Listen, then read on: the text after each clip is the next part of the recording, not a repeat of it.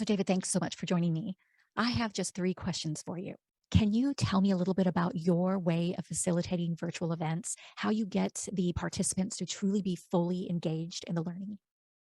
hmm Yeah, I think people go through a lot of training in organizations, and a lot of times training is just passive. Here's this training or this webinar. We're going to bring in people, and it's canned. And I think people are tired of that.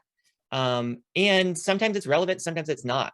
So the training I do is highly engaging and it's personally relevant. So even that personal relevant piece helps it to become more engaging. And so I use different tools online, but it's really more about how I design time so that we have time to write, we have time to interact in breakout rooms. So often people have the experience of getting done with a hour-long, 2-hour workshop with me, and they're just looking at the time like, wow, it flew.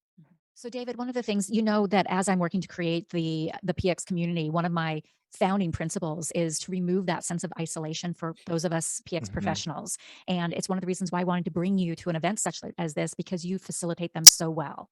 Yeah, I think pre-COVID, isolation is a big problem in our society, period.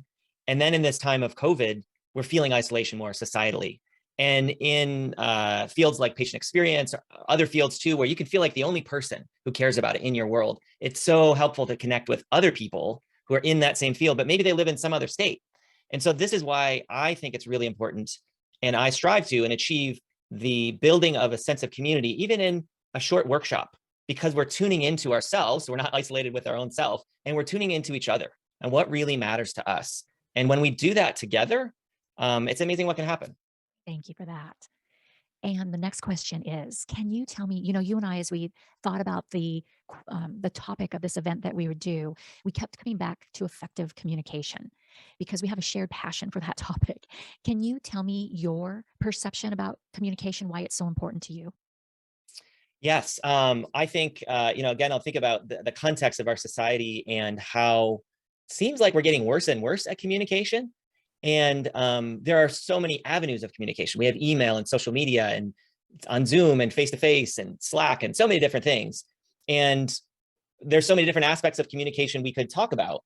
I think one important thing in thinking about what communication is, we often think of communication as just delivering information, sort of like, well, I sent you the email, assuming that person got it, that their emotional state was in a place of receptivity and that they understood what you intended. But a lot of times we don't know that. And so I heard once about how might we shift our understanding of thinking of communication as just delivering information to creating a partnership of understanding. So as a speaker, it's my role to make sure that it landed, that you understood. Does this make sense? Are we on the same page? So that really has to be this relationship. It's about relating and seeing if we're on the same page. And when we do that, more and more we build trust, which is Mhm, huge, which is so important. mhm. And the final question, in the work that patient experience leaders do, they're often talking about communication and the need for effective communication in healthcare. And they're often talking with others about how to improve their communication. Can you tell me why, for this event, you've helped to narrow down that focus really to ourselves, to communication, our communication effectiveness? Yeah.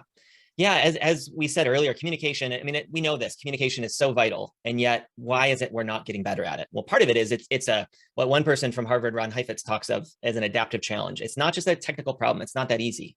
And I also believe that if people see us trying to fix them and their communication and we're not working on ours, people see through that, and the impact we want to have doesn't happen. Mm. And so when we work on our own communication skills, how can we improve? It does a couple things. One, people see that and it makes an impact. We're leading by example. And we get a fresh sense of agency of, wow, I was maybe a 5 on a scale of 1 to 10 in my communication. And now here I am at an 8 and 9, and I see what difference that makes. So Denise and I decided to focus on getting really clear on where are you as a communicator and where do you want to go and how might you get there and what are the obstacles in the way.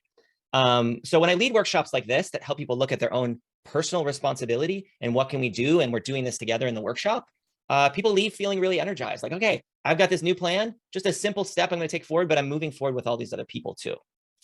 Perfect.